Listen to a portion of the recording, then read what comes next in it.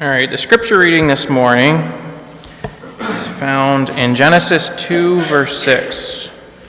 Genesis 2, verse 6. And it says, "But there went up a mist from the earth and watered the whole face of the ground."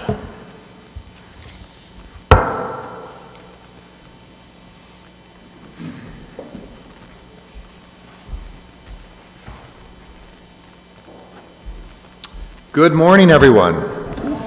So we're going to go on a little journey. A couple of weeks ago, my wife and I, we went on a multi-city journey of exploration, of videography, of meeting people, seeing things, and I'm going to take you on that journey with us, and I hope that you're blessed by it. Okay. Let's see if this works.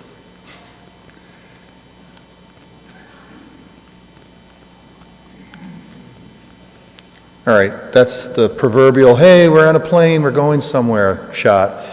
So we're heading to Dallas. That's where we're heading to first. And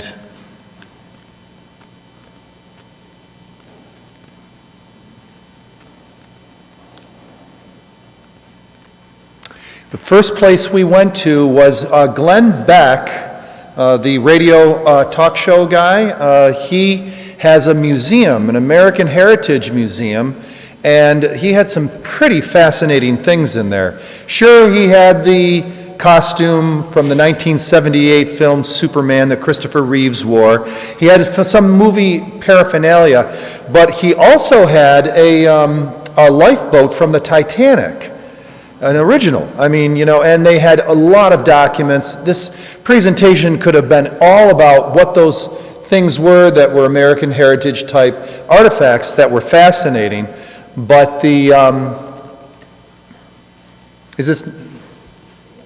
that right there is a piece of pottery from the house of David, and he gave us the opportunity to touch it as well. Don, is this actually working, or are you doing it for me?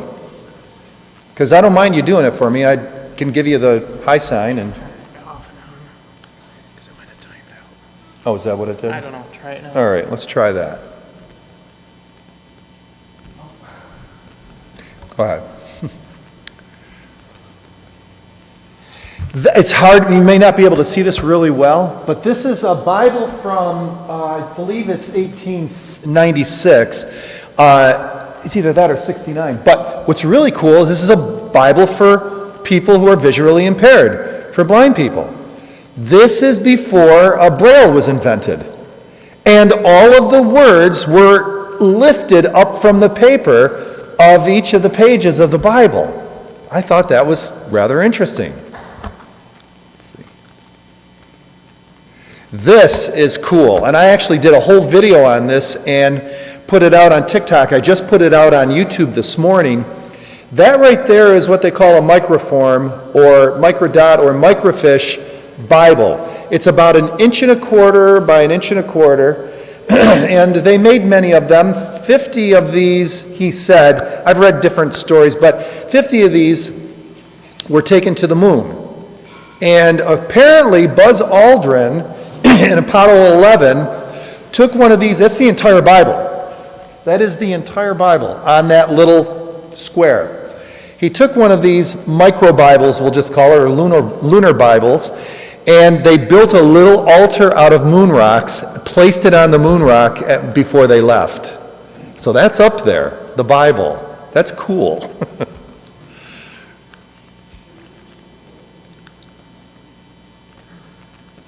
And there's a close-up of it. I don't know how they put all the pages on there, but that's amazing.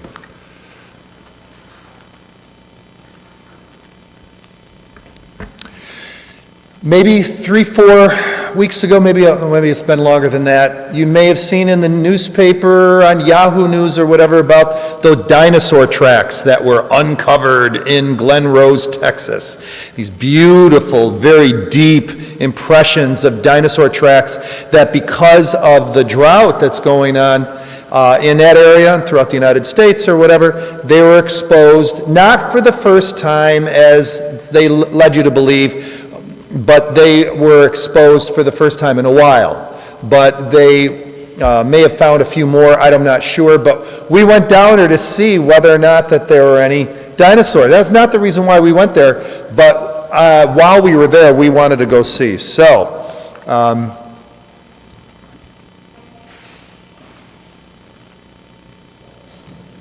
did I do that?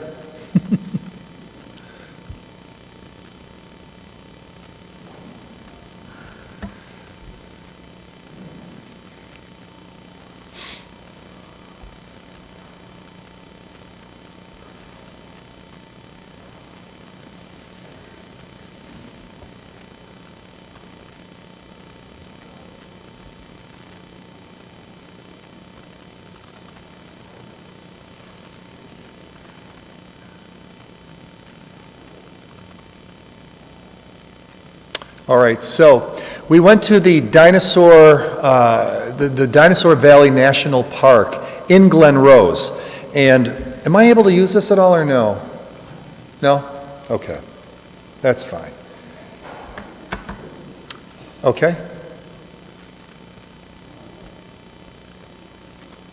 And when we went there, we went into the store and we found these 3 cool-looking dinosaur prints. And we grabbed the big one, we purchased that one, and that was interesting just getting it home. And then after we got home, we said, heck, let's get the other 2. We grabbed those 2 too. The paleontologists that were there just put those up on the wall the day before we got there. So we said, no, those are coming, at least the big one was coming home with us at that point. So we went ahead and started looking for dinosaur prints. And here's the national park. They've got a couple of dinosaurs there. Okay. And there's Kristen going down to the water. And unfortunately, the water, because of the rain, had come and it made everything muddy and it filled back up. And not only did it fill back up, but it was muddy. You couldn't see anything. So there was one place to where there was no mud. Okay. And that's what we saw. It was in about, I don't know, a couple of feet of water.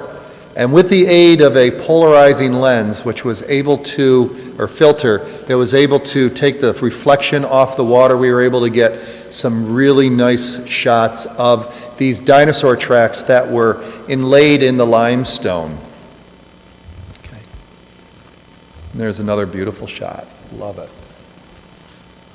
These are 3-toed dinosaurs, typically Acrocanthosaurus, which, where do they come from, right? T-Rex, Brontosaurus, that's what I grew up with. But all of a sudden, they started inventing these other dinosaurs. 3-toed dinosaurs, Acrocanthosaurus and Hadrosaur typically are the most common 3-toed dinosaurs that left their imprint in limestone. Okay. I'm taking you now into the Creation Evidence Museum in Glen Rose, right on the Paluxy River. This has been an ongoing process and project since 1982. Now, there is more than just this here, but I'm going to concentrate on this because you're going to want to know about this. Now, in the museum, there's all sorts of things, human tracks and dinosaur tracks in limestone and various fossils and a bunch of wonderful items there. But they just now are opening up this laboratory. In the laboratory, you will see 2 hyperbaric chambers. You will also find I believe 2 electron microscopes that they just purchased and 2 microscopes that detect ultraviolet, I believe. Now, what these 2 hyperbaric chambers are for their experiments from the hyperbaric chamber that they have that's outside the lab that's just right 50 feet away. That chamber, let me see the next slide. I'm not sure if I show any more of that. Okay, go back to that slide then that we just came from. That is like 80 feet long and it's about 8 feet high. It's a hyperbaric chamber. What's the big deal about the hyperbaric chamber? The hypothesis is that the conditions before the flood were different than they are today.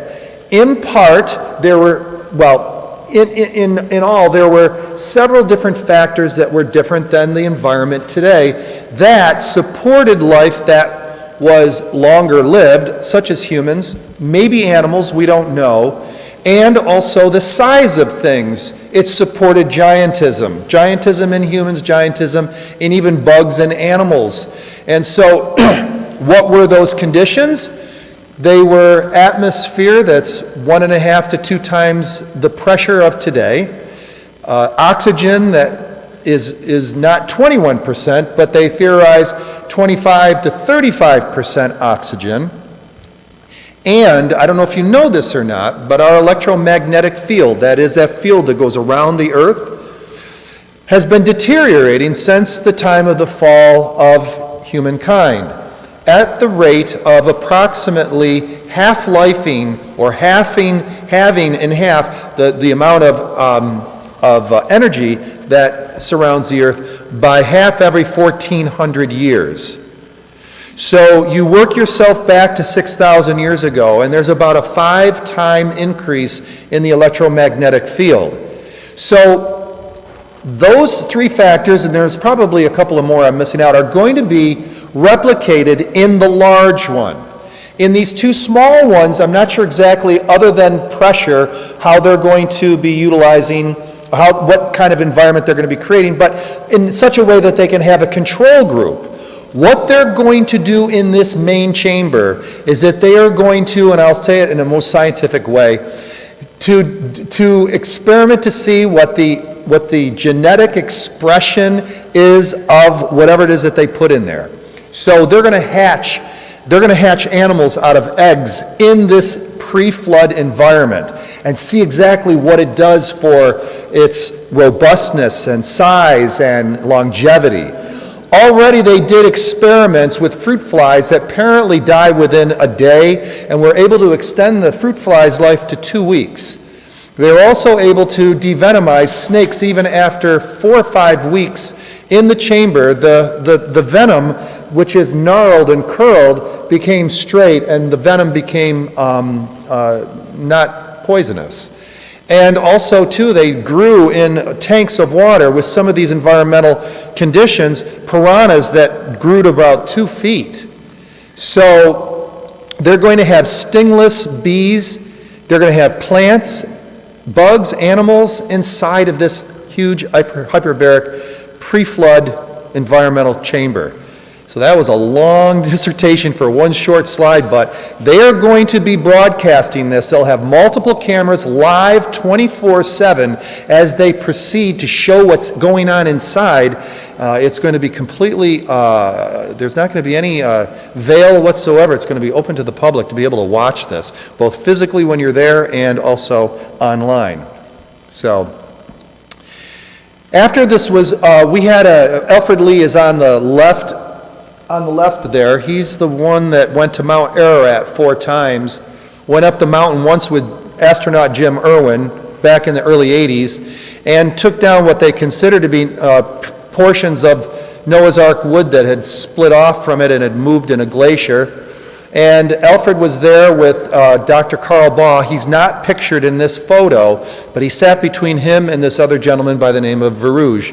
Now, Verouge had just gotten back from Mount Ararat, and he was on a mission to do some more recon in regards to where they believe Noah's Ark is. He came back with photos and a presentation, and we spent an hour and a half going through his entire presentation, which was fascinating.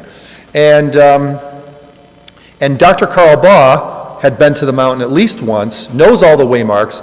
Alfred knows the waymarks, been there 4 times, so they were able to speak the same language, so to speak. Verouge is Armenian, who were the original people of that area. They were the keepers of the mountain, keepers and protectors of the Ark, and he has a very long and rich and, unfortunately, more recently tragic history with the genocide that took place back in 1915 through the early 1920s.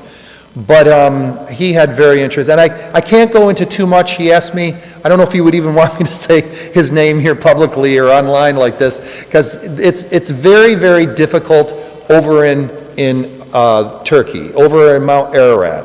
You have to really be very careful as to who you talk to, what you do, how you operate. And so they're very protective, militarily mostly, of the mountain these days, because the Turks are the ones who basically own and operate a very highly militarily sensitive strategic spot, that the side where they believe the Ark is looking over into the Soviet Armenia or Soviet Union, whatever, and Iraq and Iran. So you can understand how sensitive that can be. But we had a wonderful time and learned quite a bit, okay? So this was us trying to get that footprint back to Syracuse. And we were able to get it. We had 3 legs to go, because this is us going to Cincinnati, and that's where I'm going to take you next. And so we were able to do it, and they were saying, "What's in the box?" So after everybody left, I opened up the box, and these flight attendants wanted to see what it was, and I said, "Here, hold it." So American Airlines, we salute you today. So, okay. This was us at the Ark Encounter. I am so happy that I was able to go to the Ark Encounter with Alfred Lee, because Alfred Lee has never been to the Ark Encounter. And his remarks, or his, his impressions, I was really interested in. I was also interested in just exactly how big the Ark was. And, go ahead. Is in the way they depicted it. It's hard to tell from this photograph. It's 510 feet wide, approximately 51 feet tall, and I'm not sure if it was 81 feet or something like that wide. One thing that impressed me the most was the amount of wood that they used. It was a tremendous amount of wood, not only to build the ark, but just the staircases and stuff, just the railings just to get to the place where you pay your ticket. I mean, everything was just extremely robust. They had trees inside of it that were about this big around, that went up about 50 feet, that they got from Colorado, that were the hall or the mall portion of it that is cut out all the way down the center of the ark. And unfortunately, when I was there, they wouldn't let me do any real photography or videography, because I was not already cleared, because we were considered commercial just because we were going to put this on YouTube. So I had very limited, that didn't stop my wife, but I told them that I wouldn't. So, okay. When I asked Alfred what his first impressions were of it, he said, and he wasn't trying to be critical for critical's sake, but he said the shape of the ark is not the shape that the 2 eyewitnesses told him. All right? They did a tremendous job, don't get me wrong, but he is one person that's left on this planet. Everybody else has died, that had the opportunity of interviewing both of the eyewitnesses to Noah's Ark. Ed Davis, who saw it in 1943, and George Hagopian, who at the ages of 8 and 10 years old went up there with his uncle and actually stood on top of the ark. And Alfred Lee drew and painted both of their memories, and they never met each other. That is, George Hagopian and Ed Davis never met each other. Ed Davis was interviewed in 1986, 86, and Hagopian between 1970 and 1972. Hagopian died shortly after that. So, and Ed Davis was 86 years old when he was interviewed in 1985, and the two completely coincide with each other. The shape of the ark, the position of where it is on the Ararat, the place, the waymarks to get there are all the same. It was really an amazing corroboration of people who didn't even know each other. They were both there, that's for sure, Alfred said. And Alfred was there himself, so he knew that they knew what they knew, you know? It's just that Alfred never seen the ark, they did. And so the other thing was the boards on the ark were all nailed. And he said, there was no iron or no nails used on the ark. He said Hagopian told him there were wooden pegs that were pounded into the ark. Now, that's fine, and they may not have been able to do that with this, you know. And he said the boards were also wider than the ones that were on this ark. He was very impressed with the workmanship, very impressed with the ark itself. And I thought that was two interesting things, the wooden pegs and the shape of the ark. And okay, next one. And there you go. Lots of wood. Oh, man. A lot of wood that went into this, inside and out. Okay? And yeah, this is that's that mall I told you about that goes all the way down. And you can see some of the logs that they use there that stretch all the way up and down. Now, the windows on the Ark were not on top. They were on the side. And so that hallway that goes from top to bottom allows the light and air to hit all 3 decks without any blowers, without any artificial light. Now, whether they had something else that was on the Ark, I don't know. Maybe we'll piece it together if and when God allows us to find it and to document it. But it is ingenious that, so the floors there was 3 floors on the Ark. So if you're looking at it straight on, each floor didn't come together like this. It wasn't a floor going across. It stops right here on all 3 decks. So the light and air comes in through the side and down on all 3 decks. Ingenious and simple. Okay? This Creation Museum tour, and for those of you who are watching on YouTube, look down in the description because you're going to be able to go through the 17-minute Creation Museum tour that we shot while we were there. So the next day we headed 45 minutes from the Ark Encounter and we went to their counterpart museum, which is the Creation Museum. We were there in 2005 during GC when we were in St. Louis. We just jumped over into Kentucky in 2005. Everything was still under construction, and so we hadn't been there in 17 years, and it was interesting to see the difference. Okay? In the very beginning, we read Genesis 2:6. And when you walk this, when you enter into the Creation Museum Park, as you're walking from the parking lot to it, you go across this wooden bridge and you see all this mist. And at first, if you don't know what you're looking for or looking at, you might just say, "Oh, okay, this is interesting." Maybe it's for ambiance or whatever. But then you realize that, oh, wait a minute, they're replicating that mist that came up from the ground that watered everything before the flood. You see, for those of you who maybe aren't familiar with it, there was no rain. But God still had to figure out how to water the plants, and he did that through a mist coming up, and that's how the plants got watered, and that's what they did there as a simulation. So, okay? And there you are, you're greeted by some kind of sauropod as you're walking into the museum. And they have, by the way, if you go to the Ark Encounters, and you like to read, plan on spending a day and a half there, you're going to read.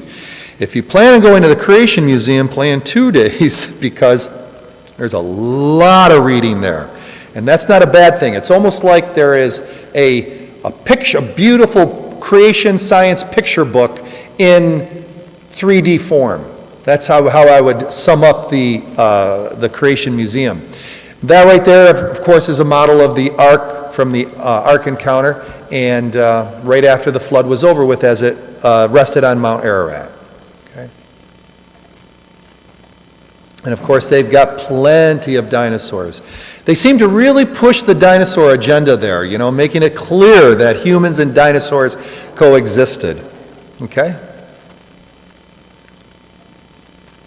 And the quality is unbelievable. There's my wife shooting video of their wall with fossils and all sorts of cool stuff there. This is a bonus. That's the conclusion for there's lots that I could have shown you in the museum, but I encourage you, if you go onto our Lost World Museum YouTube channel, you can see the 17-minute video that I went through and shot. This is a bonus. This is something I found out about just recently. One of our followers on Instagram sent me a video of someone had done a video on this. And I'm going to tell you what this is because it's really cool.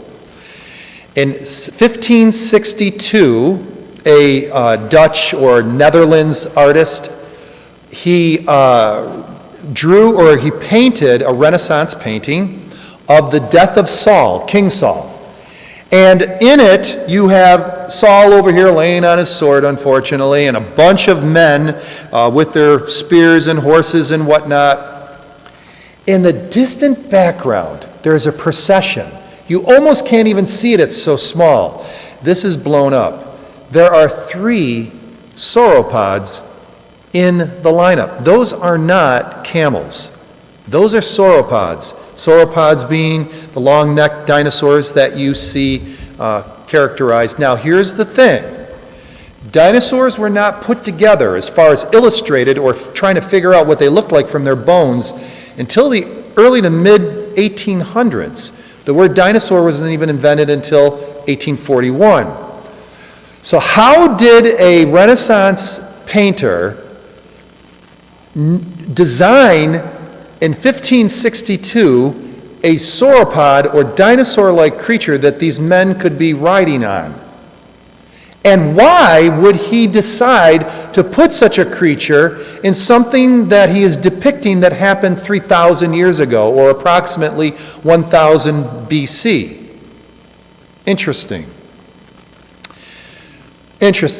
There's 2 solutions, 3. Number 1, that those are not sauropods. They're something else, modern, and I'm misjudging it. Anyone else who's looking at it, coming to that conclusion, is misjudging it. Number 2, that he had some kind of depiction of dinosaurs, of either from yesteryear, that maybe, let's say, they did survive the flood and died off, sometime before that, and he saw manuscripts and photos, not photos, but depictions of it. Or that they still existed in the 1500s. And he decided to put them in the painting back then. There's a whole presentation on dragons and dinosaurs where you will see depictions of dinosaur-like creatures in many, many, many paintings that are hanging in castles from the 14 to 1600s, where like King Louis the whatever has got a spear in one, and you see that it's actually a dinosaur that we know today. And you match them up, and it's like they're exact, almost, Sometimes they'll have wings, sometimes not. Sometimes they breathe fire, and I still haven't figured that one out. Sometimes, most of the time, not. And so there is some correlation there. The Chinese, Europe, and even in Vietnam, and even down, I believe, in the Peru area. There's, on temples, again, that's the whole presentation to show you instead of telling you. But we had a really good time. And folks, if you have any questions about either of those 3 museums, which is the Creation Museum in Kentucky, the Ark Encounter in Kentucky, or my favorite, the Creation Evidence Museum in Glen Rose, Texas, just talk to Kristen or myself. And thank you for going on this little mission trip with us today.